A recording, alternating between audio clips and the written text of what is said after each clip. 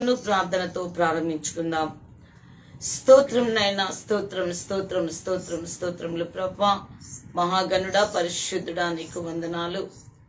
ఆశ్చర్యకరుడా, అద్భుతకరుడా, బలవంతుడా, సత్యవంతుడా, నీకు వందనాలు. తేజోమయుడా, నీకు వందనాలు. నాయన, గంభీరమైన స్వరముతో గాన ప్రతిగానము చేయుటకు మీ సహాయం నాకు కావాలి, మాకు కావాలి ప్రభా. మీ సన్నిధి లేకుండా అయ్యా మేము పాడడం వ్యర్థమేసయ్యా, నీకు వందనాలు. యేసు నామంలో అడిగి వేడుకొంచున్నాను తండ్రి, ఆమేన్ ఆమేన్.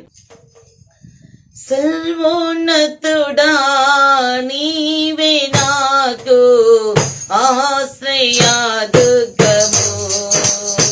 సర్వోన్నతుడా, నీవే నాకు ఆశ్రయ దుర్గము. ఎవరు లేరు నాకు ఇలలో, ఎవరు లేరు నాకు ఇలలో. ఆదరణ నీవేగా, ఆనందం నీవేగా, ఆదరణ నీవేగా, ఆనందం నీవేగా. సర్వోన్నతుడా, నీవే నాకు ఆశ్రయ దుర్గము. సర్వోన్నతుడా, నీవే నాకు ఆశ్రయ. నైనా హల్లెలూయా. ఎవరు లేరు నాకు ఇలలో, ఎవరు లేరు నాకు ఇలలో. ఆదరణ నీవేగా, ఆనందం నీవేగా, ఆదరణ నీవేగా, ఆనందం నీవేగా. సర్వోన్నతుడా, గ్లోరీ నైనా. yes lord, hallelujah, yes lord. సర్వోన్నతుడా, నీవే నాకు ఆశ్రయ దుర్గము. నీ దినములన్నిట ఎవరు నీ ఎదుట నిలువలేరని యెహోషువతో. నీ దినములన్నిట ఎవరు నీ ఎదుట నిలువలేరని యెహోషువతో వాగ్దానము చేసినావు.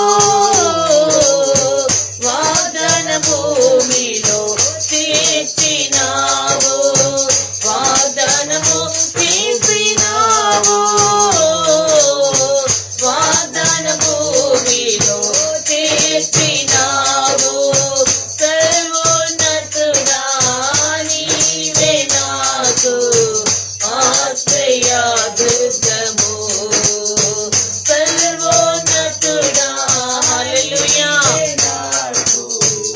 ఆశ్రయ దుర్గము. మరి కొన్ని నిమిషములు ప్రభా, హృదయ అంతరంగంలో నుండి నీ సన్నిధిలో చేరి గాన ప్రతిగానము చేసే కృపనిచ్చినావు, సహాయం చేసినావు తండ్రి, నీకు వందనాలు. అవునయ్యా, నీతో ఉంటే మా జీవితం ఎంతో సంతోషము ప్రభా. నీ సన్నిధిలోనే సంపూర్ణ సంతోషము కలదని మీ లేఖనం సెలవిస్తుండగా, నీ సన్నిధిలో చేరిన మేము కొన్ని నిమిషములు స్తుతి గానాల ద్వారా నీ సన్నిధిలో నిన్ను మహిమపరచుండగా తండ్రి, మీరు మహిమ నొందినారని నమ్ముచున్నాము, విశ్వసిస్తున్న 89వ సంకీర్తన 89వ సంకీర్తన 19వ వచనం నుండి చదువుకుందాం. 19వ వచనం నుండి 29 వరకు గల దేవుని వాక్యము. సంకీర్తన 89 19వ వచన ప్రారంభము. అప్పుడు నీవు దర్శనమున నీ భక్తులతో ఇట్లు సెలవిచ్చి ఉంటివి, ఆకాశం ఉన్నంత వరకు అతని సింహాసనమును నేను నిలిపెదను. హల్లెలూయా. ఈ శ్రేష్టమైన మాటను బట్టి త్రియక దేవుడు మనతో మాట్లాడి మన బలపరచును గాక. ఆమేన్. స్తోత్రం. హల్లెలూయా. ప్రియా దేవుని బిడ్డలారా, మరి ఈ యొక్క రాత్రికాల సమయము మరి దేవాది దేవుడు మన ముందు పెట్టిన శ్రేష్టమైన మాటలండి. నిశ్చయముగా మనము గనక చూసినట్లయితే ఈ యొక్క ప్రత్యేకమైన సమయము మరి ఒకవేళ మరి ఎవరు బలహీన సమయంగా ఉంటున్నారో తెలియదు, కానీ మరి ప్రత్యేకమైన సమయము దేవాది దేవుడు మనలను బలపరచుటకు ఈ శ్రేష్టమైన మాటలు మన ముందు పెట్టి ఉన్నాడు. మనము గనక చూస్తే ఇప్పుడు చదువుకున్న పాఠ్య భాగంలో చూస్తే దేవాది దేవుడు అంటున్నాడు, అప్పుడు నీవు దర్శనమున నీ భక్తులతో ఇట్లు సెలవిచ్చి ఉంటివి అని. ఇక్కడ దేవుడు ఏర్పరచుకున్న భక్తుని గురించి రాయబడి ఉన్న మాట ఏంటంటే, నేను ఒక శూరునికి సహాయము చేసి ఉన్నాను. హల్లెలూయా. దేవుడు అన్నాడు. దేవుడు ఎవరికి సహాయం చేస్తాడంటండి? ఒక శూరునికి. హల్లెలూయా. దేవుడు ఏర్పరచుకున్న వారు ఎవరంట? ఒక శూరుడు కదా. అంటే దేవుని సన్నిధిలో చేరి కదా ఆ యొక్క దుష్టునితో పోరాడువాడు శూరుడు కదా. దేవాది దేవుడు శూర కార్యములు జరిగించువాడు గనక ఆయన ఎన్నుకునే వారు కూడా ఎలా ఉంటారంట? శూరులుగానే ఉంటారు. మన దేవుడు శూరుడు, శూర కార్యములు జరిగించువాడు. కాబట్టి ఎవరిని అంటే తన పక్షముగా శూరులైన వారిని దేవుడు ఎన్నుకుంటూ ఉంటాడు. ప్రియా దేవుని బిడ్డలారా, మనందరికీ తెలుసు పాత నిబంధన గ్రంథం మరి దేవుడు ఎందుకు తన కుమారుణ్ణి ఎన్నుకున్నాడు, ఎందుకు దేవుడు దావీదునే ప్రత్యేకంగా ఎన్నుకున్నాడు అని మనం చూసినట్లయితే ఒక చిన్ని మాట మనం చదువుకుందాం. మొదటి సమూయేలు గ్రంథము 13వ అధ్యాయము 14వ వచనం గనక చూస్తే, యెహోవా తన చిత్తానుసారమైన మనస్సు గల యొక్కని కనుగొన్నాడు. హల్లెలూయా. ఏంటంటండి? ఎవరిని కనుక్కున్నాడంట దేవుడు? తన చిత్తానుసారమైన మనస్సు. దేవుడు ఏదైతే తలంచుతూ ఉంటాడో తన మనస్సులో, ఏదైతే దేవుడు ఒక ఉద్దేశాన్ని కలిగి ఉన్నాడో తన మనస్సులో, ఆ ఉద్దేశమును ఆ కార్యమును సఫలము చేసే ఒక వ్యక్తిని కనుగొన్నాడంట దేవుడు. తన చిత్తానుసారమైన మనస్సు. హల్లెలూయా. ఎంత శ్రేష్టమైన మాట అండి కదా. దేవుడు తన చిత్తానుసారమైన మనస్సు కలిగిన వారిని కనుక్కుంటారు. అలాగే మనుషులు కూడా ఉన్నారు, వారి చిత్తానుసారమైన మనస్సు కలిగిన వారిని వాళ్ళు ఎన్నుకుంటా ఉంటారు కదండి. కానీ దేవాది దేవుడు ఇక్కడ చూస్తే తన చిత్తానుసారమైన మనస్సు. దేవుని చిత్తం ఏమై ఉంది, దేవుని సంకల్పం ఏమై ఉంది, దేవుని ఉద్దేశం ఏంటి, అది నెరవేర్చగలిగిన మనస్సు ఎవరికి కలిగి ఉంది అని దేవుడు చూసి వారిని ఆయన ఎన్నుకుంటాడు తన పని నిమిత్తమై, తన కార్యములు జరిగించటకు కదా. దేవుడు ఇక్కడ ఒక శూరుణ్ణి ఎన్నుకున్నాను అంటున్నాడు. ఒక శూరునికి సహాయం చేసి, ఎంత మాట అండి ఇది. నేను ఒక శూరునికి సహాయము చేసి ఉన్నాను. అవునండి, దావీదు తన చిన్నతనములోనే, చిన్నగా వయసు కలిగి ఉన్నప్పుడే శూర కార్యము చేసినట్లు మనందరికీ తెలుసు కదా. 6 అడుగుల కదండి, 6 ఎత్తుగలిగిన ఆ యొక్క గొల్యాతుతో కదా బాలుడైన దావీదు యుద్ధము చేసినట్లుగా మనందరికీ ఆ భాగం తెలుసు కదా. అక్కడ ఉన్న వారందరూ కూడా భయపడినారు, ఆ బాలుడు ఏమి చేస్తాడు అని. కానీ దేవాది దేవుని బలము కలిగిన వాడై, దేవుని ఆలోచన కలిగిన వాడై తన ప్రజల పక్షముగా పోరాడుటకు, ఆ ఫిలిస్తీన్తో పోరాడుటకు దేవుని సన్నిధిలో నుండి దావీదు బయటకు వెళ్ళినట్లుగా మనం చూస్తున్నాం. అతనితో పోరాడినట్లుగా చూస్తూ ఉంటున్నాం. దేవుని సహాయముతో అతన్ని గెలిచినట్లుగా మనం చూస్తూ ఉంటున్నాం. కాబట్టి అందుకే దేవుడు అన్నాడు, ఒక శూరునికి నేను సహాయం చేసి ఉన్నాను. దేవాది దేవుడు తన సన్నిధిలో ఎన్నుకున్న దావీదు గురించి అసలు ఈ భాగం చదివితే ప్రియులారా, అసలు మనకి ఎంత ఊరట కలుగుతుందంటే, ఎంత బలము పొందుకుంటాము అంటే, దేవుని సన్నిధిలో నమ్మకముగా దేవుని ఉద్దేశం ఎరిగిన వారై, దేవుని చిత్తానుసారంగా ఆయన మార్గంలో సాగినప్పుడు ఈ యొక్క వచనములు గనక మనం చదువుకుంటే మన ఆత్మకి ఎంతో ఊరట, ఎంతో బలం అండి కదా. లోకంలో చూస్తే మనము శరీరానుసారమైన భోజనం కదా, బిర్యానీ అంటే ఇష్టపడుతూ ఉంటారు. అది తిన్నప్పుడు శరీరంలో పుష్టి వచ్చినట్లుగా తలస్తూ ఉంటారు. అలాగే ఆత్మీయ జీవితమునకు మనకు పుష్టినిచ్చేది, బలమునిచ్చేది ఆయన వాక్యము మాత్రమే. మరి ఈ భాగము దేవుని స్థలంలో కూర్చొని చదువుతున్నప్పుడు ఎంతో ఊరట, ఎంతో నెమ్మది, ధైర్యము, ఆనందము, ఆదరణ. అవునండి, ఈ లోకంలో ఎవరూ లేని స్థితిలో మనం ఉంటూ ఉంటాం. ఒంటరి వారముగా, ఒంటరి పోరాటం. దేవుడు ఎన్నుకున్న వారు ప్రతి ఒక్కరు కూడా ఒంటరిగానే పయనం సాగించారు. పరిశుద్ధ గ్రంథంలో ఆది పితరుల నుండి చూస్తే అబ్రహాము ఒంటరిగానే, అవునండి, ఎంతో జనాంగం ఉంది, బంధుత్వం ఉంది. అన్నాడు, నీ ఇంటి నుండి నువ్వు బయటికి వెళ్ళు, నీ బంధువుల యుద్ధండి బయటకు, నీ ప్రజలైన వారి యుద్ధండి, నేను చెప్పు ప్రాంతంలోనికి. ఒంటరి ప్రయాణమే కదండి. యోసేపు ఒంటరి ప్రయాణమే, యాకోబు ఒంటరి ప్రయాణమే. ప్రతి ఒక్క ఆశీర్వదింపబడిన ప్రతి ఒక్కరిని మనం చూస్తే ఒంటరి ప్రయాణమే. అలాగే దావీదు కూడా అన్నదమ్ములలో నుండి బయటికి తీసుకొని రాబడ్డాడు. ఎందుకు అంటే దేవుడు తన కార్యములను జరిగించుకోవడం కోసం, దేవుడు తన చిత్తము తన ద్వారా జరిగించుకోవడం కోసం దావీదును ఎన్నుకున్నాడు. శూరునిగా ఉండుటకు ధైర్యం ఇచ్చాడండి. అసలు అందరూ కూడా ఆ యొక్క గొల్యాతును చూసి భయపడుతూ ఉంటున్నప్పుడు దావీదు దూరం చూసి అతను నవ్వుండొచ్చు, ఇతనికా అందరూ భయపడేది అని. అవునండి, దేవుడి బలము, దేవుని యొక్క సన్నిధి మనలో ఉంటే లోకంలో మనల్ని చూసి, మనల్ని బలహీనపరచడానికి చూసేవారిని చూసి మనం నవ్వుతూ ఉంటాం. ఎందుకంటే మనలో ఉన్నది దేవుని బలము. కాబట్టి ప్రియులారా, మరి ఈ రాత్రికాల సమయము మరి దేవుడు మన ముందు పెట్టిన ఈ శ్రేష్టమైన మాటను ఒకసారి మనం చదువుకొని బలం పొందుకుందాం. ఈ రాత్రి మరి ఎవరైతే ఒంటరి వారము, ఒంటరిగా ఆత్మీయ జీవితంలో ప్రయాణం సాగిస్తున్నాము అని అనుకునే వారికి ఇది చాలా చాలా చాలా బలంనిచ్చే పరిశుద్ధ లేఖన భాగము. దేవుడే అంటున్నాడు, తన చిత్తానుసారమైన మనస్సు కలిగిన వాడిని నేను కనుగొన్నాను. ఆయన కనుగొనే దేవుడండి, ఆయన ఎన్నుకునే దేవుడు, ఏర్పరచుకునే దేవుడు. ఒకరు ఏర్పరిస్తే జరిగే కార్యము కాదు దేవుని చిత్తము. తను ఏర్పరచుకొని తన ప్రజలైన వారి జీవితాలలో అద్భుతము చేయడం కొరకు ఆయన ఏర్పరచుకుంటాడండి. అలాగో ఇక్కడ చూసినట్లయితే దావీదును దేవుడే ఏర్పరచుకున్నట్లుగా మనం చూస్తూ ఉంటున్నాం. అయితే ఇప్పుడు దావీదు పక్షంగా దేవుడు మాట్లాడుతూ ఉంటున్న శ్రేష్టమైన మాటలు ఏంటంటే, ప్రజలలో నుండి ఏర్పరచబడిన ఒకరిని నేను హెచ్చించి ఉన్నాను, నా సేవకుడైన దావీదును నేను కనుగొని ఉన్నాను. హల్లెలూయా. ప్రజలలో నుండి ఏర్పరచుకున్నాడంట. మనం అనుకుంటాము ప్రజలలో ఉండాలి అని, ప్రజల మధ్య ఉండాలని. కానీ దేవుడు అన్నాడు, ప్రజలలో నుండి నేను ఏర్పరచుకున్నాను.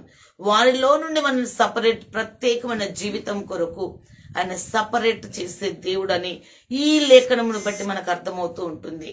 అయితే ఇక్కడ చూసినట్లయితే ప్రియులారా, దేవుడు అన్నాడు, ఏర్పరచబడిన ప్రజలలో నుండి ఏర్పరచబడిన ఒకరిని నేను హెచ్చించి ఉన్న. దేవుడు హెచ్చించువాడు, దేవుడు ఒక ఉన్నతమైన స్థానంలో నిలబెట్టువాడు, ఉన్నతమైన శిఖరములకు హెచ్చించువాడు గాని పడద్రోయువాడు కాదు. పడద్రోయువాడు దుష్టుడు, సాతానుడు, దుష్ట స్వభావము కలిగిన వారు పడద్రోసే ఆ స్వభావాన్ని కలిగి ఉంటారు. కానీ దేవుడు ఎప్పుడు కూడా హెచ్చించడానికి, ఆశీర్వదించడానికి, అభివృద్ధి చేయడానికి, ఘనపరచడానికి మాత్రమే చూస్తూ ఉంటాడు.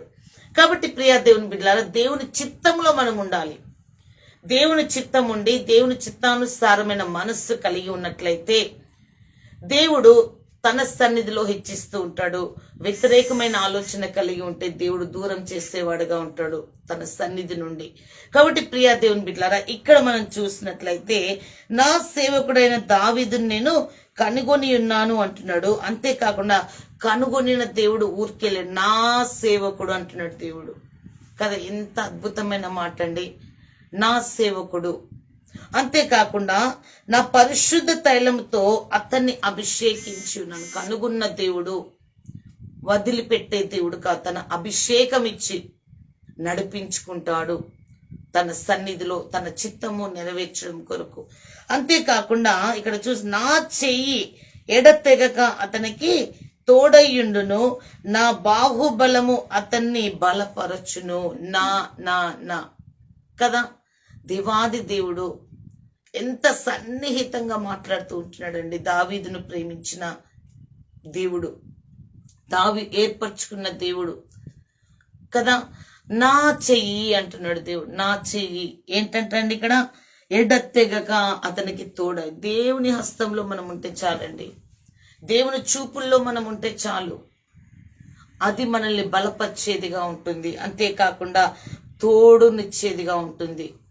మనుషులు చేతిని విడవచ్చు, కానీ దేవుడు చేతిని పట్టుకొని నడిపించువాడు. అందుకే దేవాదేవుడు అంటున్నాడు, నా చెయ్యి ఎడతెగక అతనికి తోడయుండును, నా బాహుబలము అతన్ని బలపరచును. మనల్ని బలపరిచేది ఆయన బాహుబలము మాత్రమే. అంతేకాకుండా ప్రియులారా, ఏ శత్రువును అతని మీద జయము నొందడు, దోషకారులు అతన్ని బాధపరచరు అంటూ, అతని ఎదుట నిలవకుండా అతని విరోధులను నేను పడగొట్టేదను, అతని మీద పగపట్టు వారిని మొత్తేదను. హల్లెలూయా. అతని చుట్టూ కూడా, దావీదు చుట్టూ కూడా దేవుడు ఏం చేశాడు, ఒక రక్షణ కవచాన్ని ఏర్పరిచాడు, రక్షణ ప్రాకారమును ఏర్పరిచాడు. ఎందుకు అంటే ఏ దుష్టుడు కూడా అతన్ని ముట్టకుండా, ఏ దోషకారులు అతని మీద అతన్ని బాధపరచకుండా, అంతేకాకుండా ఏ శత్రువు అతని మీద జయము నొందకుండా దేవుడు ఒక రక్షణ ప్రాకారమును తన చుట్టూ వేసినట్లుగా మనం చూస్తూ ఉన్నాం. అంతేకాకుండా అతని ఎదుట నిలవకుండా అతని విరోధులను నేను పడగొట్టేదను, అతని మీద పగపట్టు వారిని మొత్తేదను అంటున్నాడు. మన దేవుడు రోషము కలిగిన దేవుడు అండి. శత్రువు చేతికి మనల్ని వదిలిపెట్టే దేవుడు కాదు, శత్రువు చేతి నుండి కాపాడేవాడు దేవాది దేవుడు. నిత్యము ఎవని మృంగుదునా అని పగపట్టే ఆ యొక్క గర్జించు సింహమైన అపవాది నుండి మనల్ని కాపాడేవాడు, అపవాది తంత్రముల నుండి, అపవాది ఆలోచనల నుండి మనల్ని కాపాడేవాడు. అలాంటి ఆలోచన కలిగిన మనుష్యుల నుండి కూడా దేవుడు మనల్ని కాపాడేవాడు. నిత్యము కునుకక నిద్రపోక ఆయన మనల్ని కాపాడుతూ ఉంటున్నాడు. కాబట్టి దేవుడు ఇక్కడ అంటూ ఉంటున్నాడు, అతన్ని ఎదుట నిలవకుండా అతని విరోధులను పడగొట్టేదను. దేవాదేవుడు అంటున్నాడు, నీకు విరోధముగా ఏ ఆయుధము కూడా వర్ధిల్లదు అని లేఖనం సెలవిస్తుంది. వ్యతిరేకంగా నిలబడిన ఏ ఆయుధము కూడా దేవుడు వర్ధిల్లనీయడు. వర్ధిల్లుతున్నాము అని ఉంటుండొచ్చు ఆలోచనలో, కానీ వర్ధిల్లనీయను అని దేవుడు సెలవిస్తూ ఉంటున్నాడు.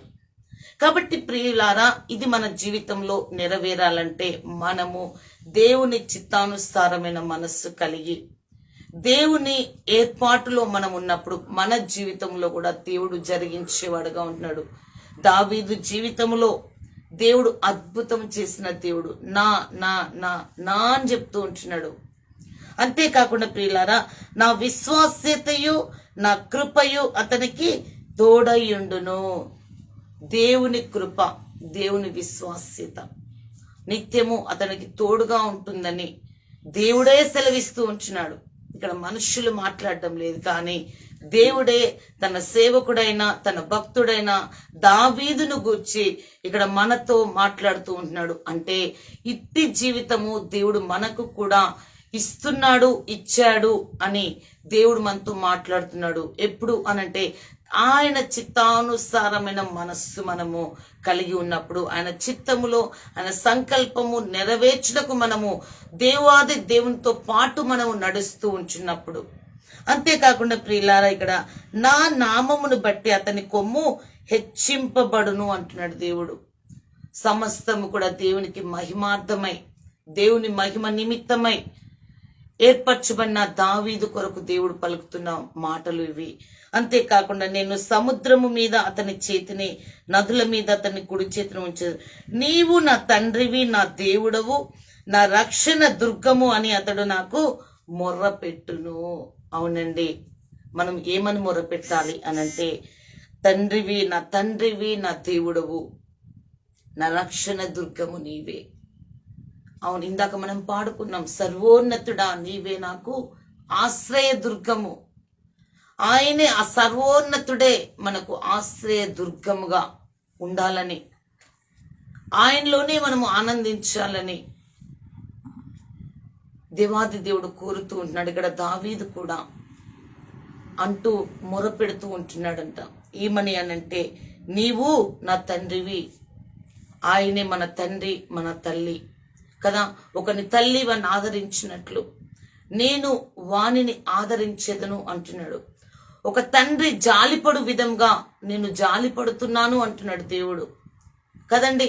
అట్టి దేవుణ్ణి కలిగిన మనము ధన్యులము గనక మనము కూడా దేవుని సన్నిధిలో ఆయన మనల్ని హెచ్చించాలన్నా, మరి దేవుడు అన్ని విషయములలో సహాయం చేయాలి అన్నా దేవునికి మనం మొరపెట్టు వారంగా ఉండాలి. ఏమని అంటే, నీవే నా తండ్రివి, నీవే నా దేవుడవు, నా రక్షణ దుర్గము. అవునండి, దేవాది దేవుని సన్నిధిలో ఆ మొరను విన్న దేవుడే తనకు రక్షణను ఒక ప్రాకారంగా పెడుతూ ఆ రక్షణ వలయంలోనే నిత్యము దావీదును ఎన్నో భయంకరమైన పరిస్థితుల నుండి కాపాడినట్లుగా మనందరికీ తెలుసు కదా. ఎంతో పోరాడి విజయము పొందినట్లుగా కదా. సౌలు ఎన్నో మార్లు చంపజూసినా కూడా దావీదుకు దేవుడు తోడయుండి ఏ సమయంలో ఎక్కడ ఉండాలి, ఏ సమయంలో ఏ ఆలోచన కలిగి ఉండాలి అని దేవాది దేవుడు తనకు ఆలోచన పుట్టించి దావీదును కాపాడినట్లుగా మనం చూస్తాం. నిత్యము తోడుగా దేవుడే వాగ్దానం, దావీదు ఎక్కడికి వెళ్ళినను నేను అతనికి తోడై ఉంటాను అని వాగ్దానం చేశాడు. ఆ దేవుడు ఇప్పుడు అంటున్నాడు, నీవే నా తండ్రివి, నా దేవుడు, నా రక్షణకర్తవని ఆయన మొరపెట్టినప్పుడు దేవుడు అతనికి తోడుగా ఉన్నాడని, అంతేకాకుండా అతని జ్యేష్ఠ కుమారుడుగా చేయుదునంటూ భూరాజులలో అత్యున్నతినిగా ఉంచేదనంటూ నా కృప నిత్యము అతనికి తోడుగా ఉంచేది, నా విశ్వాసతయు నా కృప అతనికి తోడుగా ఉంచేదని అంటున్నాడు. అంతేకాకుండా నా కృప నిత్యం అతనికి తోడుగా ఉంచేదని అంటూ నా నిబంధన అతనితో స్థిరముగా నుండును. దేవుడు ఒక నిబంధన చేశాడండి దావీదుతో, స్థిరముగా ఉండే నిబంధన. దేవాది దేవుడు చేసే ఆ నిబంధన స్థిరముగా ఉంటుంది అని ఏమని చెప్తున్నారంటే, శాశ్వత కాలము వరకు అతని సంతానమును, ఆకాశం ఉన్నంత వరకు అతని సింహాసనమును నేను నిలిపేదను. దేవుడు దావీదుతో ఒక నిబంధన చేశాడు. ఆ నిబంధన స్థిరపరచువాడు మన దేవుడు. దేవాదేవుడు ఆకాశం ఉండేంత వరకు కూడా కదండి అతని సింహాసనంను నిలుపుతాను అని దేవుడు చెప్తూ ఉంటున్నాడు. కాబట్టి ప్రియా దేవుని బిడ్డలారా, మన దేవుడు మాట ఇస్తే తప్పే దేవుడు కాదు. మన జీవితంలో ఒక ఉద్దేశము కలిగి ఆయన ఎన్నుకున్నప్పుడు, ఒక ఉద్దేశము కలిగి ఆయన మనల్ని ఏర్పరచుకున్నప్పుడు, ప్రజలలో నుండి ఏర్పరచుకున్నప్పుడు తన చిత్తము చొప్పున మనల్ని నడిపించేవాడు. చివరి వరకు కూడా, ఆకాశం ఉండేంత వరకు కూడా కదండి, ఆకాశం ఉన్నంత వరకు కూడా దేవుడు అంటున్నాడు, అతని సింహాసనం నేను నిలిపేదను. ఆకాశం ఉండేంత వరకు కూడా మరి దేవుడు ఒక ఉద్దేశంతో మనల్ని ఏర్పరచుకున్నప్పుడు తన చిత్తము మన ద్వారా జరిగించుకునే దేవుడు. కాబట్టి ఏర్పరచుకున్న దేవుడు మాట్లాడుతున్న ఒక శ్రేష్టమైన మాటను చదువుకొని మనం ముగించుకుందామండి. ఇక్కడ మనము ఇదే అధ్యాయములో ఒక మాట చూస్తే 32 నుండి ఒక మాట చూద్దాం. 32 నుండి, నేను వారి తిరుగుబాటునకు దండముతోను వారి దోషమునకు దెబ్బలతోను వారిని శిక్షించెదను, కాని నా కృపను అతనికి బొత్తిగా ఎడమ చేయను. అబద్ధికుడనై నా విశ్వాసతను విడువను. నా నిబంధనను నేను రద్దుపరచను. నా పెదవుల గుండా బయలు వెళ్ళిన మాటను మార్చను. హల్లెలూయా. ఇక్కడ చూసినట్లయితే దేవాది దేవుడు అంటున్నాడు, నేను ఏర్పరచుకున్న వారిని, నా చిత్తము చొప్పున నడిపించే వారిని నేను విడువను. ఒకవేళ తిరుగుమాటు చేసినా కూడా, దండంతో శిక్షించైనా కూడా ఏం చేస్తాడంట, దేవుడు నడిపిస్తాడంట, ఆయన కృపను తోడుగా ఉంచుతాడంట. ఎందుకంటే ఆయన అబద్ధం ఆడువాడు కాదని దేవుడు అన్నాడు ఇక్కడ, నా పెదవుల గుండా బయలు వెళ్ళిన మాటను మార్చను. దేవుడు మార్చువాడు కాదు, హెచ్చించే దేవుడే. అంతేకాకుండా ఇక్కడ అంటున్నమాట, కాని నా కృపను అతనికి బొత్తిగా ఎడము చేయను, అబద్ధికుడనైనా విశ్వాస్యతను విడువను, నా నిబంధనను నేను రద్దుపరచను. మన దేవుడు ఒక నిబంధన చేస్తే దానిని రద్దుపరిచేవాడు కాదు. ఆయన పెదవుల గుండా ఒక మాట వస్తే ఆయన మాట మార్చేవాడు కాదు. అంతేకాకుండా 37వ, నా పరిశుద్ధత తోడని నేను ప్రమాణము చేస్తేని దావీదుతో నేను అబద్ధమాడను. హల్లెలూయా. మన దేవుడు అబద్ధమాడే దేవుడు కాదు. మన దేవుడు నిబంధనను రద్దుపరచువాడు కాదు. అతని పెదవుల గుండా వచ్చిన మాటను మార్చువాడు కాదు. అది మనుషుల స్వభావము. కాబట్టి ప్రియా దేవుని బిడ్డలారా, ఈ రాత్రి ఈ మాటలు మనకు ఎంతో బలమునిచ్చేవిగా ఉన్నాయి. నా నా నా నా చివరి వరకు కూడా అదే మనం చూస్తూ ఉంటున్నాం. కాబట్టి దేవుని చిత్తానుసారమైన మనస్సు కలిగి ఆయన సన్నిధిలో ఆయన సంకల్పము చొప్పున మాత్రమే నడుద్దాం. ఆయన ఏర్పాటును బట్టి దేవుడిచ్చే ఆలోచన చొప్పున మాత్రమే నడుద్దాం. దేవుడు మనకు అనుగ్రహించిన ఆ నిత్య నిబంధన దేవుడు స్థిరపరచువాడు గనక స్థిరపరిచే దేవుణ్ణి పట్టుకొని మనం ముందుకు సాగుదాం. దేవుడు అబద్ధమాడువాడు కాదు. నేను దావీదుతో అబద్ధమాడను అంటున్నాడు. అదే రీతిగా ఆయన సన్నిధిలో యథార్థంగా మనం నడుస్తే ఈ మాట మనము కూడా అన్వయించుకోవచ్చు యథార్థత ఉన్నప్పుడు.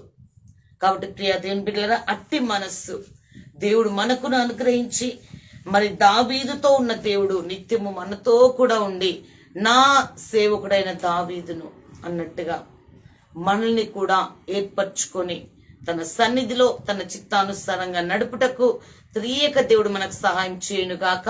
ఈ వాక్యము దేవుడు మన వినికిడిలో దీవించి నూరంతల ప్రతిఫలమును దయచేయునుగాక. ఆమేన్ ఆమేన్. ప్రార్థన చేసుకుందాం. స్తోత్రములు నాయనా, స్తోత్రం స్తోత్రం స్తోత్రం స్తోత్రములు ప్రభువా. మహాగణుడా, పరిశుద్ధుడా, నీకు వందనాలు. మరి ఈ దినమైతే మరి ఒక ప్రత్యేకమైన రీతిలో ఎరుగని వారు లక్షల కొలదిగా ఉంటుండగా ప్రభా, మారుమూల గ్రామాల్లో నాయన వీధి వెలుపలి వీధుల్లో ప్రభా ఎంతమంది అయితే ఉన్న వారందరి క్షేమము కొరకును రక్షణ కొరకు ప్రార్థిస్తూ ఉంటుండగా ప్రతి బిడకు మీ కాపాడండి యేసయ్యా. దుష్టుని చేతిలో నుండి కాపాడుతూ ప్రతి బిడకు నాయన మీ ఆరోగ్యమును దయచేయండి, ఆర్థిక పరంగా సహాయమును దయచేయండి ప్రభా.